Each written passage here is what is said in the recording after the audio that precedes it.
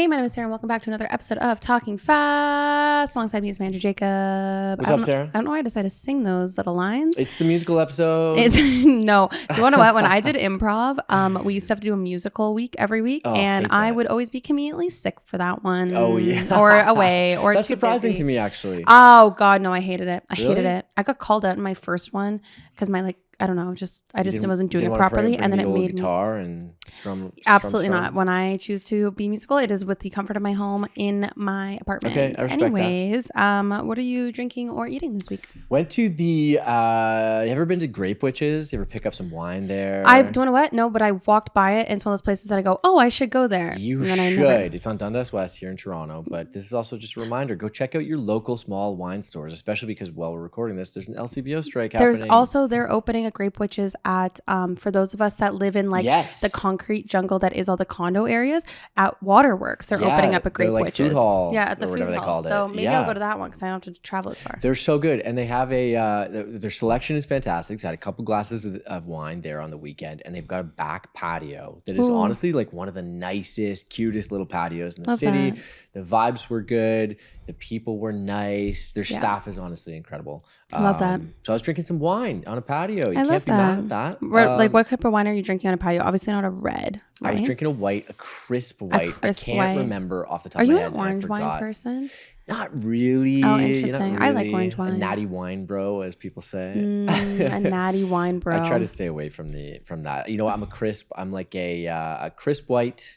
Gotcha. Or a nice full-bodied red. I feel that. I'm very similar. Very similar. Yeah. What about you? What are you drinking this week? Speaking of crisp, I don't think there's anything better in the summertime than a crisp Diet Coke. Ooh, Fountain. You're back on the DC. I'm back on the juice. Remember, what was that, a year ago? I was like, I gotta cut it out. I was spending so much money on Diet Coke. I'm back to it. It's like my simple joy in life. And wait, what kind did you just say? Like a fountain? A fountain. So I don't know what it is about summertime, but it's like I remember convenience stores exist, and I go to the convenience store and I go and get like the little pebbled ice. Oh, it's the best. And then I fill it up and I get my $1.25, $1.50 Diet Coke, and it is so crisp and amazing. And it's so much better than a can or a bottle. Just like there's nothing like a fountain DC. It is the best in the summer.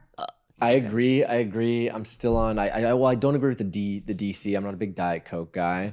But it's Sprite, still in the Coke family. So. Yeah, it is still in the Coke family. But it's the same. A fountain drink does hit different. A fountain drink hits different in the summer. And I don't know, I like going to the convenience store, and you would love it because you can do your little mix up things when you do it. Swamp water. You know what I did the other day too? This is wild, but I had a Sprite from a restaurant, and I was eating it and drinking this in the car, and then I left it in my car with a little bit of ice, and then when I went back in, you drank the rest of it. A little sip, just a little sip, just a little sippy sip. That did not hit. Yeah, I don't think it would.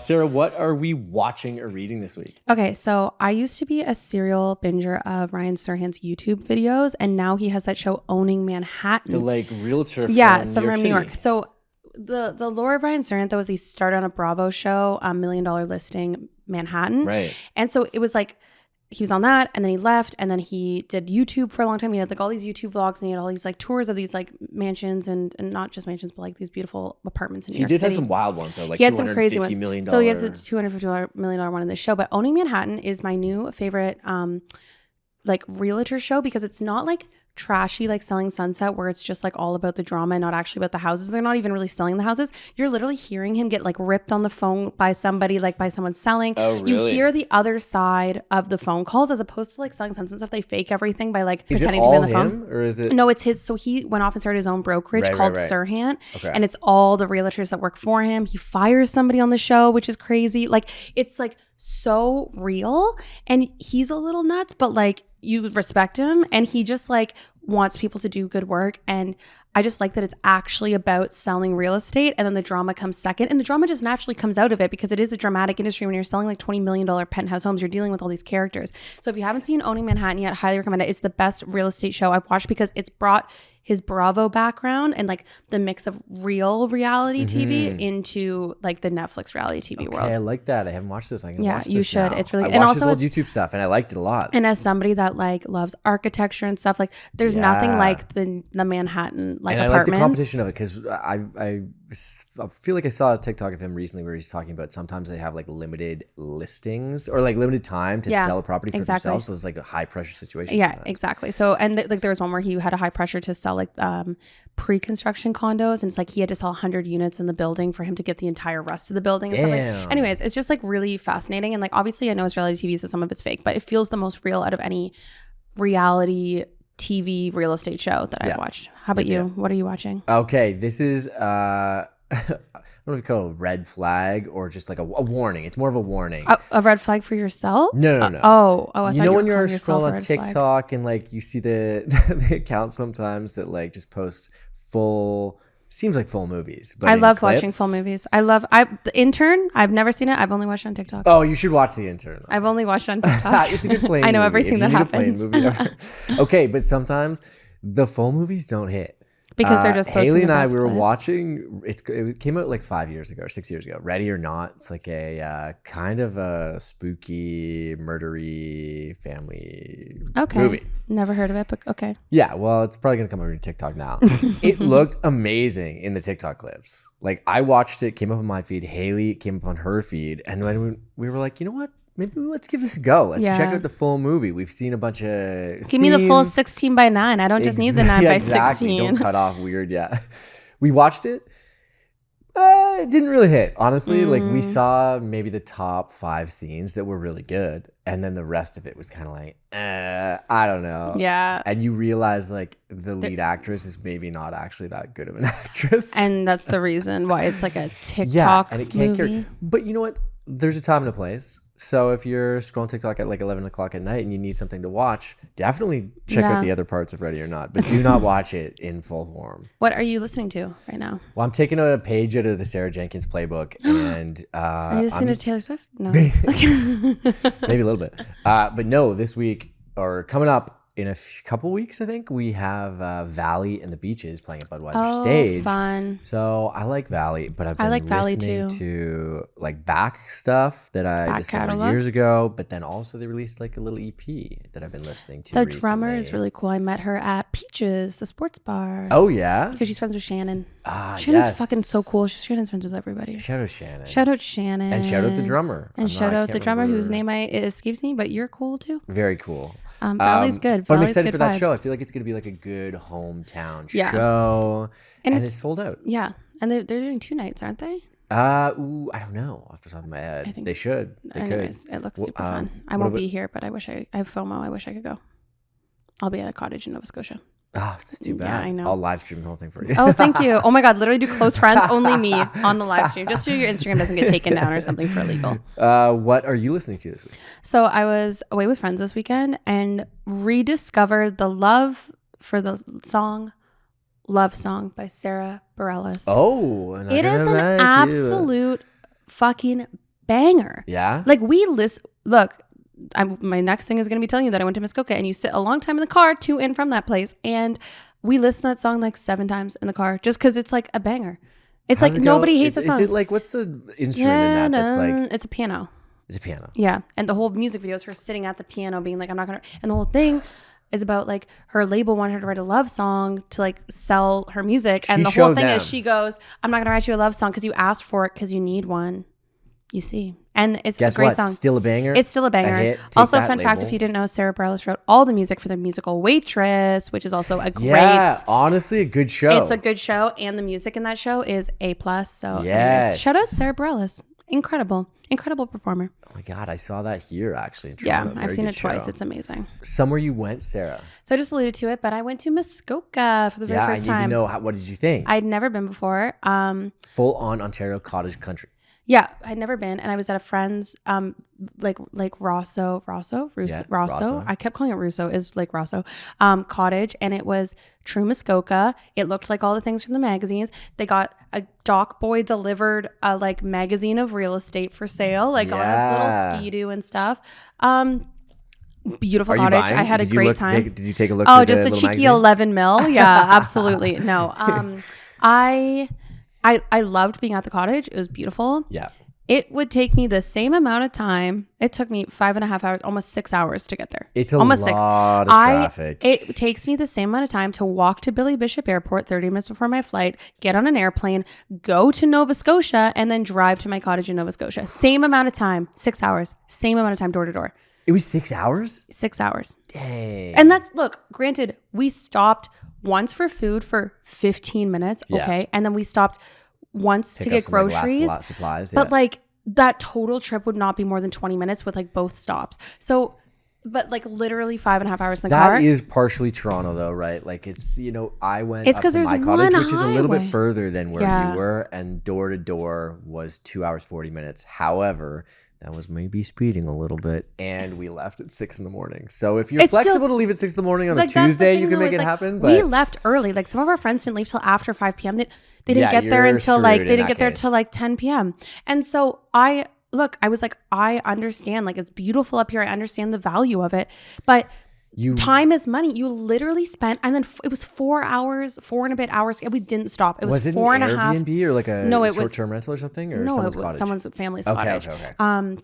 My friend's boyfriend's family's cottage. And look, like I just 4.5 hours to get home, 6 hours, like I got it with a couple stops to get there. But like a lot of your weekend is spent in the car. And as a car sick girly, that's not a fun time. Luckily, I was like traveling with people I love. So it's like we had fun just like talking and catching up in the car. But like we literally, we were hitting a wall. Anyways, Muskoka itself was very fun. I guess if you have an $11 million cottage, you can afford to take like the flight up to Muskoka. But I really felt like I was on Summer House, like that show where they go from New York City to the Hamptons. Like it felt like the same energy, just zipping out for the weekend. But truly, I was only really there for one day, and it was 10 hours of car time. Yeah, you really have to be able to invest like a week. I feel like if you have a week, then you have like 5 solid days for sure of time. But that's like tough people to do. literally just go up there for the weekend. Like that's what's crazy to me. I know. Every weekend, and that's so much of your time spent in the car. No wonder gas ain't cheap these days either. And no wonder all these corporate bros love work from home on Fridays because they all work from home from their cottages. Exactly. They're 11 million on the Blake. So as me talking to my brother would just be like, yeah, we got to get the best internet. So yeah, exactly. So anyways, I don't think I'm converting to a Muskoka girly anytime soon,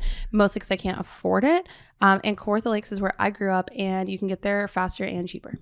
So you know what? That's my take. These are good. That's a good I think it's a decent take. It is. What about you? Where's somewhere you went? Well, I went somewhere that is not a cottage, but it was still relaxing and a fun time. 5 Drive-In in Oakville, drive-in movie theater. Oh my God, you love the drive-in movie theater. I honestly love, you know what? I go once a year kind of thing. Yeah, it's like your little yearly tradition. Yeah. What'd you see? Saw Despicable Me 4. Classic. Which, whoever the studio is, you didn't invite me to the premiere. I think it's Illumination. And well, you're put on notice, Illumination. And then the second one was The Fall Guy, which did you like it? I actually liked. I really both. liked. I really liked The Fall Guy. The Fall Guy was like, it was cheeky. Yeah, and it was like a good action movie. Also funny. It was just like a good movie. Like overall, it was a movie that I very much enjoyed going to see at the drive-in theater. Yes, it's a theater movie. Would I rewatch it? Probably, maybe down the road if it like came up on scrolling. But like, I'm not searching it out to watch it on my TV at home. It's a good movie though. Yeah, and I ate a lot of snacks. Of course you did. Did you bring your own, or like illegally, or do you buy snacks there? Did half and half. So so you're still like not brought feeling in the a little guilt. fast food to eat for dinner, and then hit the popcorn. Is that where the Sprite came from the next day? Get this! Oh my God, that was so aggressive. I tried to get a Sprite at the fast food restaurant that I won't name, and they were out. Who's out of Sprite? What? Wait, that's crazy. Who's out of Sprite? I don't know. Apparently, you've influenced so many people to start drinking Sprite. You know what? Maybe. And finally, what is something that you did? Okay, speaking of the cottage is, well, when you're listening to this, the cottage is done, hopefully. And you're blasting this episode through all the speakers at the cottage? That's crazy. Yeah, highly likely. Love that. Highly likely. I'm waiting for my invite. It's coming, and you can have definitely at least more than 3 nights, so you can enjoy yourself. Thank you so much. Thank you so much. And if I don't have to sleep on a couch, that would also be amazing. We went to IKEA, though, and get this. I have to do an IKEA haul, I think. Yeah, you should. Do a whole IKEA haul video. There was nothing like going into, have you ever done this? You go into a place and you're like, I need everything. You know, it's the best feeling. Oh When you my God, move, it was so much fun. My favorite part about moving, I hate moving, but my favorite part about it is when you get a fresh start on kind of like everything. Like it's the perfect time to throw out all your old shit. And like when we were going to like when my But mom, you don't even feel bad because I wasn't throwing anything out. I was just like getting new stuff. When we bought the cottage, my mom and I always talk about our favorite day was our very first like full day. We went into town. We went to Walmart and we went to HomeSense. Yeah. Loaded up the carts because we needed everything. It was like the first thing you saw. You're like, well, need that. I was just like, oh, we need a colander. Oh, we we're need throwing scissors. in coffee oh, we machines, everything. You I'm feel like, so you're powerful. Like popping up in an aisle. You're looking at everyone else. You're like clicking tongs, and you need everything. Yeah. Oh, but then we did we tried to guess. There were 5 of us there. Tried to guess the price. Tried to guess the price, and all of us were significantly off. It was way more expensive. Oh, it was way more expensive than you thought. But it was so fun. Oh my God. I love that. I love a good IKEA haul. That's so much fun. Yeah. And Sarah, something you did this week? Okay, so going back to like the Muskoka Cottage, they have this boathouse, and it's a 12-foot jump into the water from the top of the boathouse. And they have a little gate where you can like, yeah, and it's like sick. It's really fun, but this is the issue.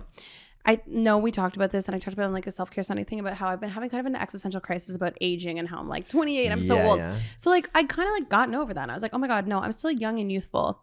That wasn't until I woke up the next morning after spending like hours jumping off of a 12-foot boathouse.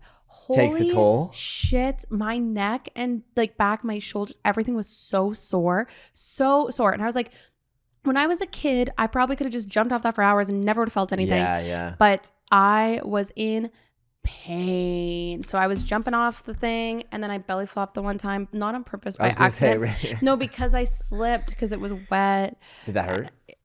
Like, is there video? No, is there video? There is video. Oh, and I also, I don't know if you're watching the video. Like this is like what the, like I literally like got so injured on this trip. There was also Haley and I were like, oh, let's hold hands and like run and jump. She and pulls you down a little bit. No, she flailed her body and kicked me in the face. So if you're watching the video, you can kind of see I have a scar. I covered it with makeup. I have a scar. Oh, that's what that's from. Yeah, and then the one under me. Like so, those are from getting kicked in the face.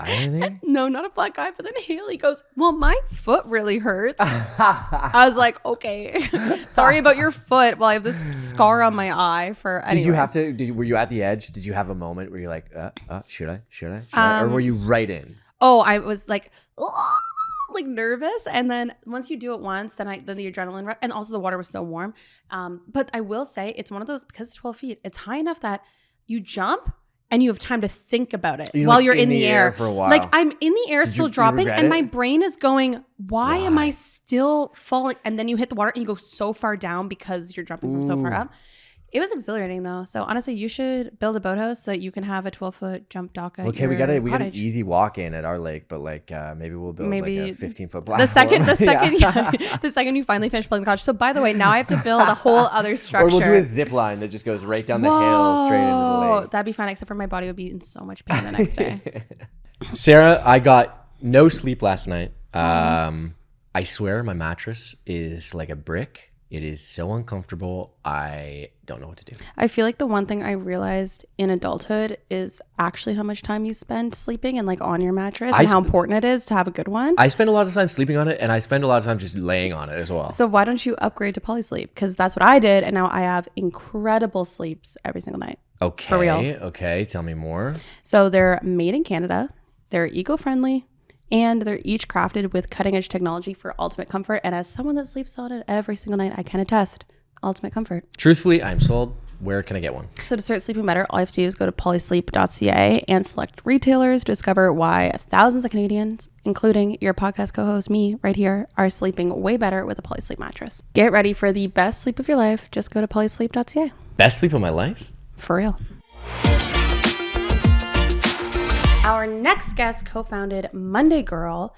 And for those that don't know, it's like a great opportunity for women to network together. And for those that might not know, Rachel and Istiana, please tell us, what is Monday Girl all about? First of all, thank you for being here. But for those that have maybe never heard of it, let us know, what is Monday Girl all about and how our audience could benefit from it.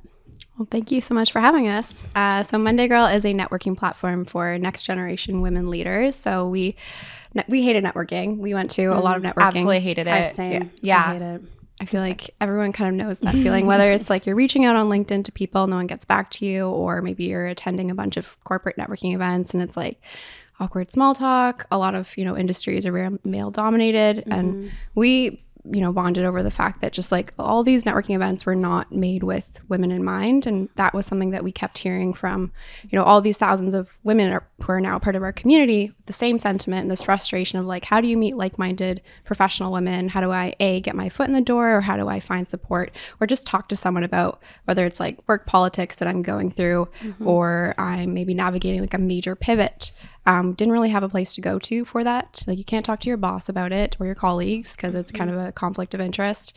And, as much as your friends and family might always, love you, they don't always have the best advice. So we're like, where do we talk about these things? Who do we go to? So we built essentially like a space that we felt was, really resonated with us in terms of like aesthetics, like a beautiful space that women can go to talk about our careers, help each other out, and access, a wide network and resources. So in a nutshell, that's kind of what we do. And how did you two meet, and what was the motivation then for the two of you to be the ones to build that space?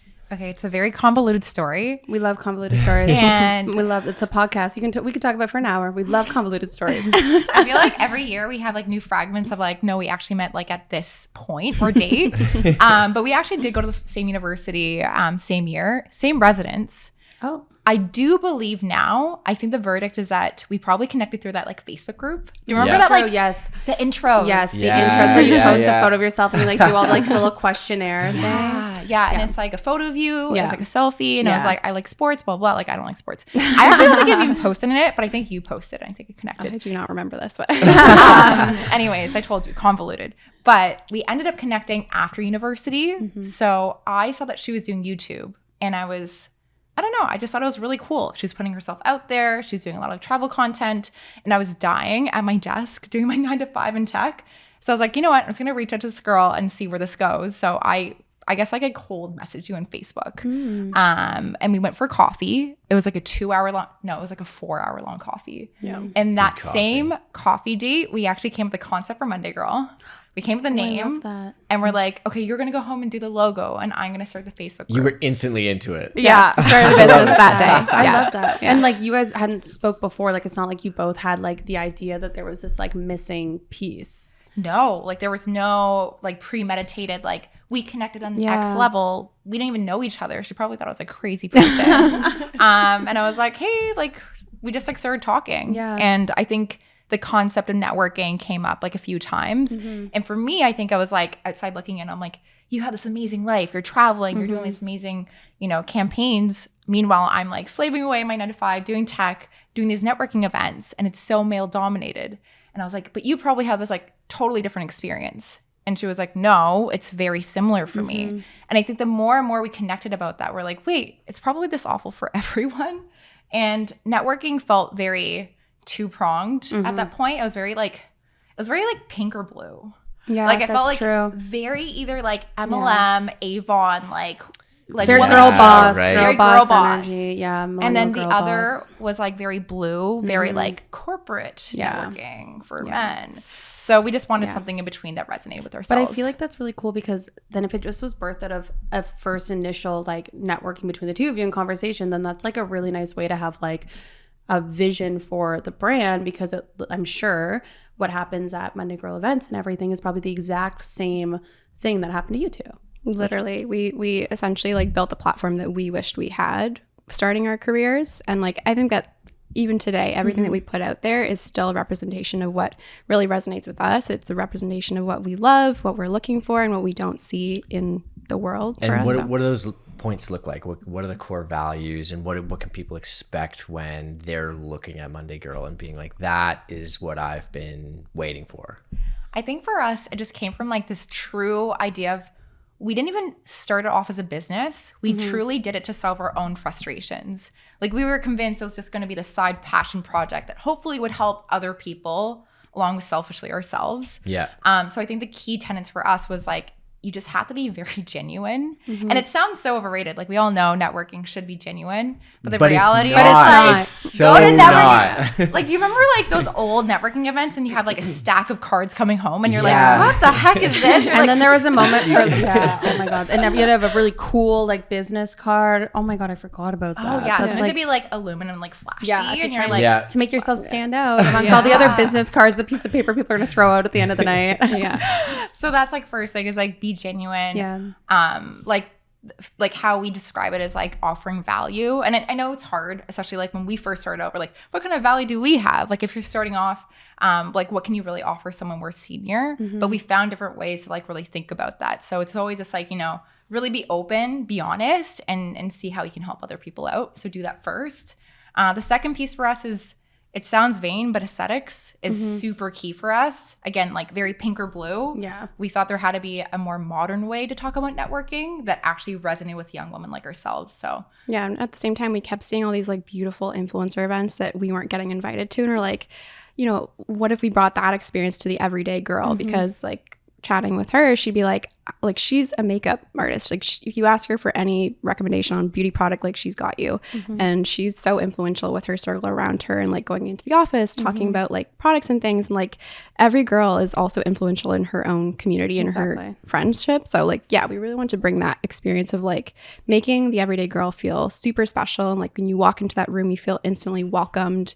You get to dress up. It's really fun. You take pictures, and you're also going to leave with maybe learning something, maybe a new connection that might, you know, land you your next job. And that's what I think we're really proud that we have started to build. Yeah. So what was the first event? Like go back to like, or the first like thing that you guys did? What was the first thing you put on? What was like the first Monday Girl activation that brought it to life? it probably was a couple of weeks after we first met. We're like, hey, we're going to do an event. And it was a breakfast. Well, I guess at the time it was brunch for, I think, 30 women. And the craziest part is like, we made sure there was like different types of women. Like that was very important. We're like different industries. At that point, I was like very friend of a friend. You show up, like pay for your own breakfast. Two of the women had actually left that one breakfast with new job opportunities. Oh, wow. Really? From that first one. From that very first thing. So we were like on to something like immediate. We're like, we knew like that made a huge difference. And they're like, I talked to someone new. Like, when do you get to do that? And it's like so many things click for ourselves. We're like, oh my gosh, there's like recruitment opportunity here. Like, what else can we do with this? So, was that surprising that it was kind of that a little bit easy to for you at least to create like an approachable environment for people to, you know, cultivate actual genuine connections where they can just have a conversation with someone, as opposed to like what you had referenced a second ago with going into a room with a ton of other people and just passing out business cards wildly and maybe not getting a job opportunity? Was the response like off the top on the attendee side also something that you expected, or were you surprised by that in any way? I think we didn't go in with any expectations. Yeah. Like when we first like launched Monday Girl 2, we didn't go in with being like, okay, we're going to build this huge business, and like no idea what was going to come of it. But I think for us, it was just like, how can we create a space where you feel, again, welcomed and not intimidated by when you walk into the door, and just like really curating a community of like-minded women who like just feel kind and genuine. And I think like just building those relationships around us and setting that example. And it just kind of stems from there with the partners that we work with the speakers, the mentors that we have. It just kind of all flows together with that intention. I love it because it feels like, I mean, men forever have had like social clubs or like those like gentlemen clubs. the gentleman clubs, or those social clubs, golfing, those things where like they're a member of something. And like it's like the same idea, but it's like the modern day, but for women. And I love that because it feels very like men of all these social clubs where they could like network or do this or meet like, oh, my buddy that I caught and did 9 holes, whatever. I golf. I should know that. And then whereas this, I'm sure also what comes out of it is like not just job opportunities, but I assume genuine friendships as well, which is also something we get so many questions about. From like young women, and third spaces don't really exist in like Toronto for people anymore. So I just think it's so cool that you're creating a third space that like, I'm sure, do you get a lot of people talking about like friendships they've cultivated as well, more than just anything else? Oh yeah, I think that's been like a byproduct as well. Like the first intention was like helping women build their networks professionally, build connections, whether it's clients, whatever. But then friendships just ended up happening genuinely and authentically. And I think one of my favorite like quotes that one of our members told us, and they were like, you know, I was so nervous like walking to an event that you guys were hosting, but as soon as I walked through the door, I knew I belonged. I knew like, Jessica, you belong at this table here. And she's one of our like most engaged members. She's built like really genuine friendships, and I see them, like people come out to events over and over again, and alone by themselves, which is like crazy. Like I get it. Like I don't identify as like always super extroverted. Like sometimes I go to an event and I just want to run or like, you know, just like find an excuse to like hop out. And I think for us, we're just trying to simplify what the experience could look like. Like, what would it really look like for us if it was ideal and we didn't feel like we had to run out? So we try to like reverse engineer a few different things. But I think at the end of the day, it's really the people, right? Like if the people are there, you walk in and you don't think that people are going to judge you, or you do feel like it's going to be a very supportive place. I think like those things just make like the ultimate difference. And it's like-minded people, you know, everyone's there for the same purpose. So if like you are there by yourself, you're sitting next to someone and they also like purchase a ticket or a member or whatever. So then you at least have one thing in common already, which is like, I think such an important thing. It's like, oh, like at the very least they could be like, wow, like the decor is really great, right? And at least that's something that is like, but it's true. You sometimes just need like one thing to like point out. Like my go-to when I don't know what to say is I like will compliment something about a person, like what their outfit or whatever. It's like the one thing that like can spark a conversation. But I'm sure with that, it's like-minded people that are already there. Yeah, absolutely. You started in one city and you said, you know, the first event was kind of a friends of friend type of thing. Have there been any pain points, or what are the pain points? I imagine they exist with scaling this type of business to other cities, feels like it's more been pretty events. quick too. Yeah. The scaling's happening. Oh, we love that people think it's quick. Because the reality, it's been 7 years. Well, I was going to say, we talked with Taylor Frankel, the co-founder of Nude Sticks, and she said, like, it's the classic to be an overnight success. It's 10 years, like to be an overnight success. I like that. And it's same with like musicians. You see it like all the time. So yeah, like for people externally, like for us, it feels like it's been so quick, but 7 years. So like what happened, the biggest pain points? I think a few things. I think the reality is we were starting it at a very early stage of our careers. So while the brand has grown, we've grown too. Yeah, true. And I think it's been like a really interesting like progression of ourselves, like professionally, but also like what the climate's like and how people think about jobs. Like at the time, I think the girl boss era was like in full throttle. Yes, if it was 7 years ago, absolutely. It was like very strong. Get your little heels and your little black skirt and your little blazer, and it's like girl boss your way to the corporate top of the ladder. Yeah. So it was like all that narrative, and like now, God forbid, right? Yeah, no, nobody wants to be a corporate girl boss. Like it's everyone's nightmare.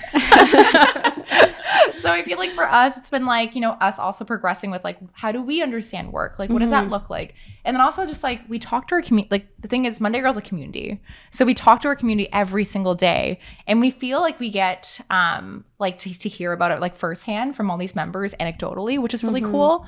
But I say for ourselves, like biggest challenge is like thinking about, you know, like operationally, like how does the community look like if it is monetized? How do we make sure it's very valuable? Like how do we ensure that we don't lose that sort of feeling of belonging or exclusivity, you know, if we are going to scale? So everyday questions that we have.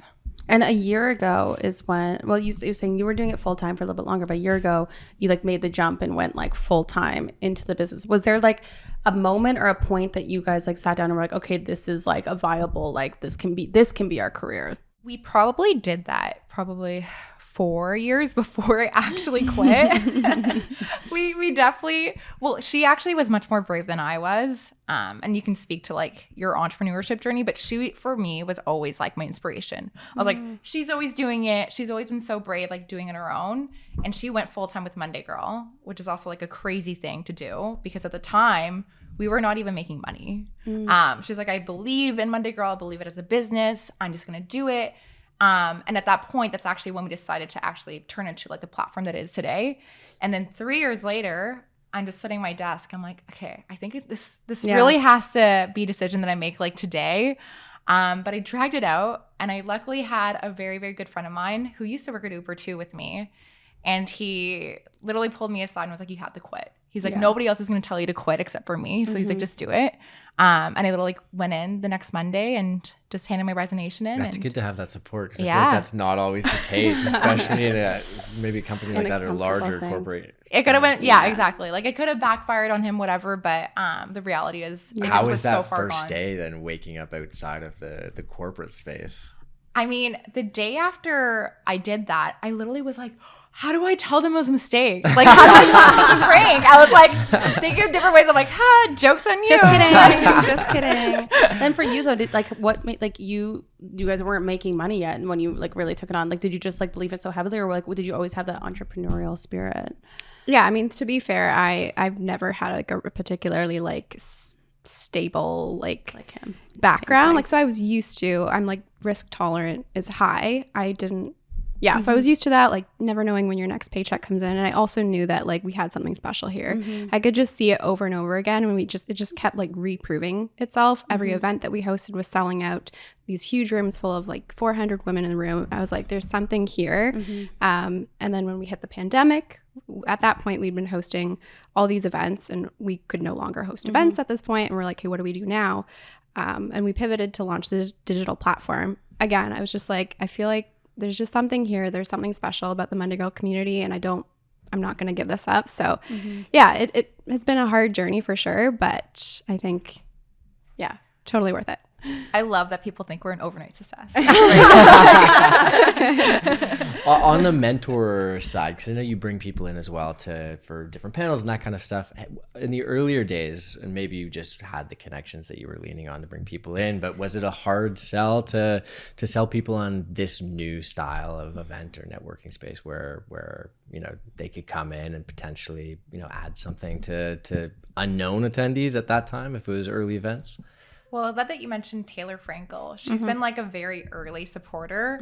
I would say I'm grateful for my previous 9-to-5 experience. My first job was in sales, and I did sales for a very long time where I'm just so used to rejection, picking the phone, literally being told to like F off. Yeah. So for me, like talking to someone, being like, hey, do you want to speak at this event was like not the worst thing to ask The someone worst to do. thing they're going to say is no. They're going to be like, no, or like whatever. And I'm like, that's fine. So for me, I just feel like that's where I feel very proud of my expertise on like that 9-to-5, and that's where it paid off.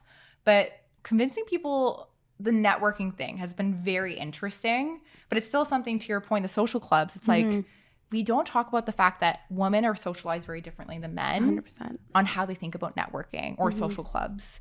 And the reality is men have this and women are encouraged to not talk about it. So I do feel like for us, like we're also on this mission to really demystify networking and also make it something that's a little bit more accessible for more women. So as you've grown, has it become easier then, I imagine, to sell people on that then? Yeah, I think when you have like the, you can start name dropping. Yeah. That's true.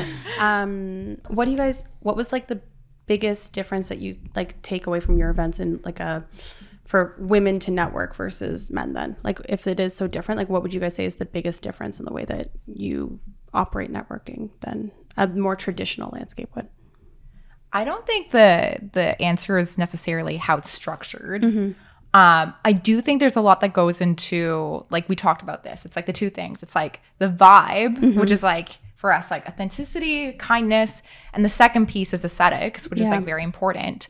So I'd walk in these networking events for tech, and it was just like a bunch of dudes, and they're just like bragging about like which VCs they just talked to, which companies they worked at. There's like still pizza in the corner, and I'm like, wow, this is not made for me and mine. You're in like a dusty ballroom that's like got like a couple white linens on it, and then like just I can picture it in my head exactly. And then randomly this like DJ starts playing loud music, and you're like, whoa. There's got to be a whole subset of like random like networking event DJs that have just been on the that have always been on it forever. If you walk in a room and you're hearing like a certain playlist, you're in the wrong space. Exactly. So I think for me, it's like, it was so vivid, these experiences. And I was like, I'm just a girl trying to network. I'm just trying to get my foot in the door. And we just really try to rethink like what that could look like. So we did play a little bit on the influencer events. And Istiana mentioned this, like at the end of the day, the influencers to me were the girls in my office. Maybe they were my boss. Maybe there was someone else in a different department that I looked up to. And like, they'd be like, oh my God, I just like grabbed this amazing lip gloss and I love it. It doesn't even smudge. And like, before you know it, everyone in the office is like, buying it. Like it's on their desk. So it's almost like you're cultivating an entire room of influencers in the way that you're doing it. Exactly. I love that. So like for me, I was like, there's this like gap between these brands that are very aspirational and these women who are actually very important because they are consumers and you're advocates. So like they should be in the same room as you, and they should be the ones also trying to facilitate these really cool experiences, because like we did feel like these women were also like very influential. And the third piece was actually the employment piece. We're like, what if they could also get jobs at these companies? Like what if we could actually get some senior women leaders from these companies to go talk to them, potentially recruit for them? So there's a few different angles that we try to play with. Is that a big part of the pitch? Yeah, that's interesting. Actually, that's so smart. So then from there, I was like, there's so many facets. Like to me, it felt so obvious, but nobody at the time was doing it. in a way that felt like relevant for us. So I feel like for us, we're just trying to reverse engineer what we were seeing that felt so clear and plain in sight. And has that happened? Have people got like received job offers? And you said the first one, there were a couple job offers out of the first event, but like as you've gone on, is it cool to see where people are getting placed here and there? Oh yeah, I think we see. We have our we like to call it the girls group chat for your career. We have a Slack channel. There's over 5,000 members in there, and like almost every single day, people are posting like, I just want to like celebrate my win. I just landed a new job, or I got, a huge raise. Like every single day we're seeing people land jobs. And we've also been able to work with a few partners like Sephora on like hiring initiatives and do whole campaigns for them and like, connect them to diverse talent in our community. So yeah, it's cool to see.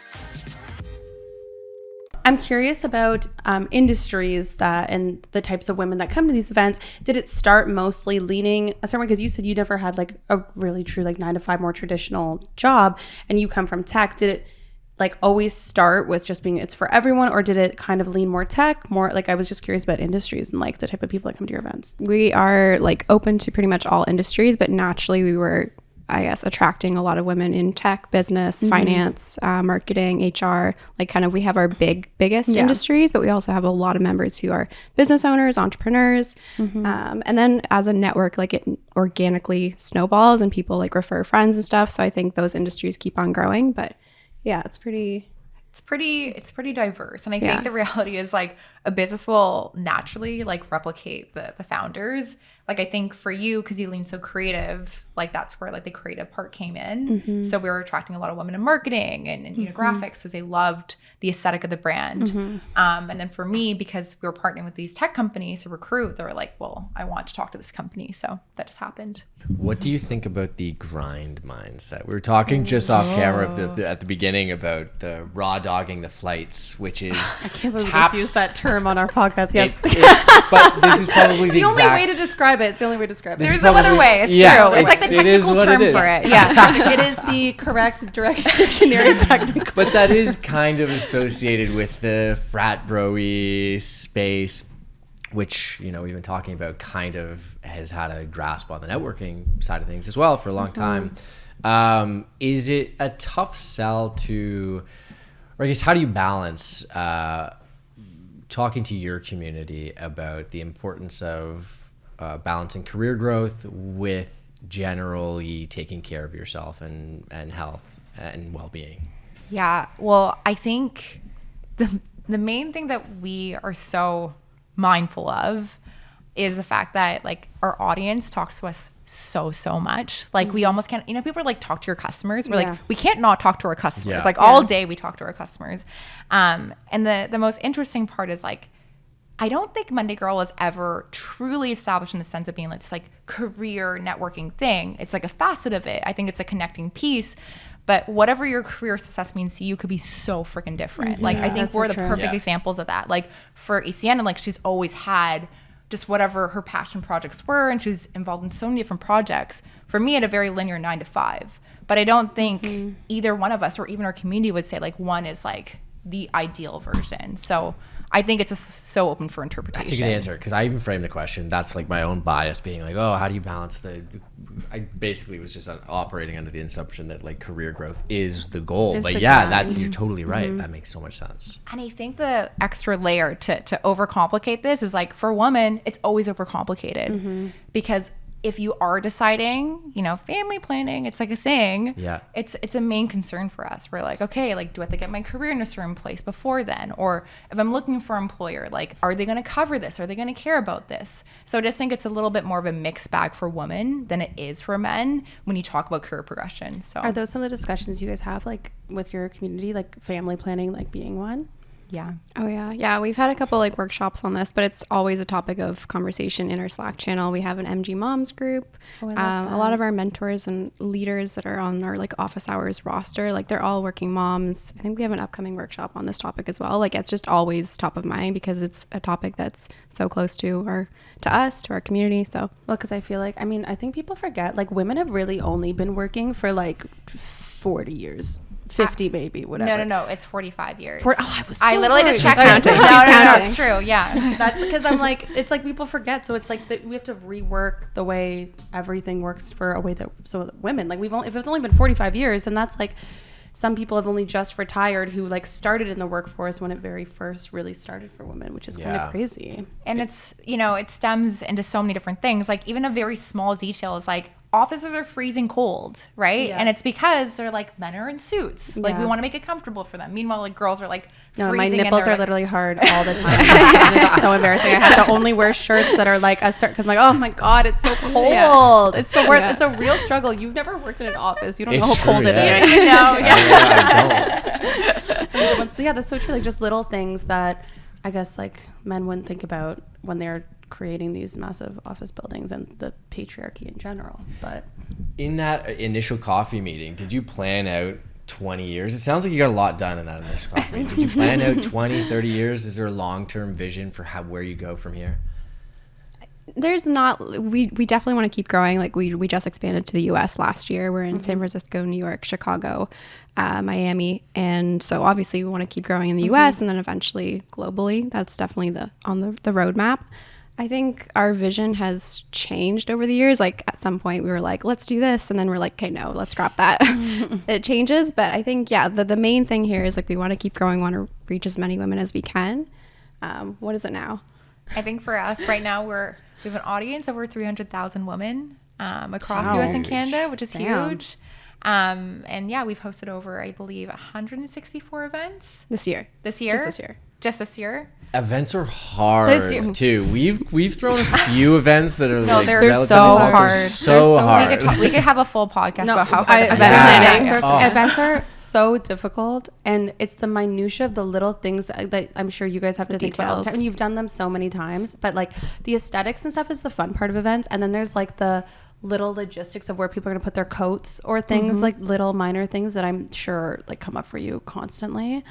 Did either of you have like an event planning background at all? No, that just kind of was definitely not. Not at all. Was that a shock? Was it a shock? I actually think it was like an asset, because like we had been to so many events and you just kind of know like, oh, they didn't have this, or I wish they had this. So you just put yourself in the shoes of like the attendee and what would make their experience really seamless, or like, go the extra mile. But I think being naive is like such a great asset. So sometimes beneficial. So good. It's like, I know people like named it being Delulu, but I do No, it's literally Delulu. But being Delulu is so great. I feel like the only way to be a disruptor is to be Delulu. Yeah, because we were like, these events, we can do them so much better. No event planning experience, right? It's But it's like the only way things ever changes when the new perspective comes in, right? So it's like, even, I don't know, if you like, if you're being taught by the way it's always been done, then it's just going to like continue in that operation in that way. So you have to, especially if you want to be, if you want to be disrupting it and building something completely different. That's different. Then why would you do what's been working in the let's not look at smelly bowl? Like let's not just have the stale pizza in the vendor list of So for our girls that are listening, if they were to come to a Monday Girl event, what would they expect when they walk in? What should they expect when they walk in? I think it really depends. We've hosted so many different types of events now. I'd say our bread and butter is 2 different types of events. One is like the very big annual conference. It's called the Summit. It's not really a conference, but it's like you get to dress up. It's like a full day of like really, really cool activations. We invite some really cool brands and like our favorite speakers. We have this like amazing list of like dream list manifestation speakers, and I think we're like halfway through it. Oh, I love that. So we have some really great names on there. And then the other thing to think about too is like we actually have, to the point of employment, we do have brands that are actually there like actively recruiting people there too. So who are some of the other ones that you haven't hit yet who are on we'll that manifestation list? Ooh, I like this. Speak into existence. We do this we've on had the some reg good with luck people here for the podcast. We do it with artists who want to collaborate with people that are trying to sell out venue. We like, it's a manifestation podcast. So give us 2 or 3. Give us 2 or 3. Serena Williams. Oh my God. Yeah. She's the only person that I've like, I didn't even really meet her because I was too starstruck, but in the vicinity of that, I like could not speak. And it was on my old job, and it was just like she was in the office, and I saw her through a window, and I was like, I can't. They're like, go see her. I can't. Like I couldn't. She's just like, She's so cool. Her husband only has like 100,000 followers on TikTok. Just go through him. Go through the Reddit guy, and then you get to her. That's my advice for like the back roadway. What about you? Oh my God, there's so many. Who's on our list? I feel like you love like the fashion. Yeah, I feel like we'd love to get someone who's like really big in fashion. I mean, I love to chat with Emily Weiss. Just hear from her. Yeah. She's been through a lot, and people like that. Oh, I love that. Who was there? Anyone that like was a pinch me moment when you guys did get to work with them? Like anyone specific? I feel like we've had so many, especially recently, but we had JJ, who's a founder of Formula Fig. Oh wow. Oh, yeah. And she's incredible. She also like looks and acts the exact same way that you'd imagine her to look. She's just like perfect, smells like roses. So I was like, wow. Also, their aesthetic fits your aesthetic like perfectly. That's a match. Yeah, it It's green. Yeah. It does. We have meetups Also, there, this aesthetic matches perfectly. So. Yeah, I love the green. Yeah. So you guys accept new members on a quarterly basis. Tell us a bit about the next cohort and how people can get involved with Monday Girl. Yeah, so it's September. We're accepting new members. So you have to apply. It takes like 1 minute. You can submit an application. And then we personally go through every single application. I think to this date, we've received over 16,000 applications. Oh my God. Yeah, so you have to apply. And then if you get accepted, you're onboarded. And we are accepting our next cohort of members in September, which is really exciting. So you get to go through like an orientation in all different cities. We're hosting one. You get to start booking mentors, attending our events, and so much good stuff. I love this. I wish I had this when I was a 22-year-old trying to climb the corporate ladder. Girly, I don't care about the corporate ladder anymore, but I wish I I guess is also like it's still like a valuable thing. But I really wish. I think this is so valuable, and I think it's so smart the way that you are reinventing the way that women can network and work in the industries that they want to work in. I love that. Where can they find you? Where can everyone find Monday Girl?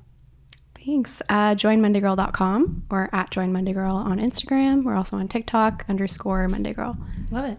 This has been another episode of Talking Fast. Thank you guys so much for coming by. We really appreciate it. Can't wait to see you continued success, not overnight success. It's been 7 years. I can't wait to see what you guys do in the next 7. That's really exciting. And thank you for listening to this episode of Talking Fast. I hope you got something valuable out of it. As always, we're here every single Wednesday. You can like, comment, subscribe. Follow us at Talking Fast Show on Instagram. And we'll see you in the next episode. Bye.